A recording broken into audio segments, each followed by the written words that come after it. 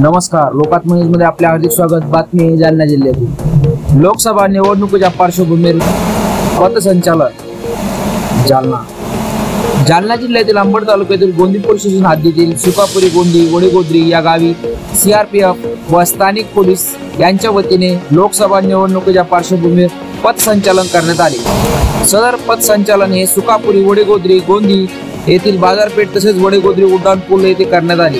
यावेळी सहाय्यक पोलीस निरीक्षक एस खांडेकर व पोलीस उपनिरीक्षक गणेश जांगडे हावळे व गोंदी पोलीस स्टेशनचे 11 पोलीस अंमलदार हजर होते। आगामी निवडणुकांमध्ये कोणती कायदा सुव्यवस्था हातात घेऊ नये तसेच गावातील शांततेचा भंग करू नये यासाठी पोलिसांनी पथसंचलन केले।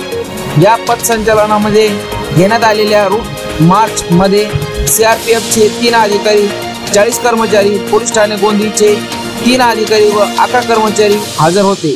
लोकात्म न्यूज चॅनलसाठी प्रतिनिधी तरंग कांबळे, जालना।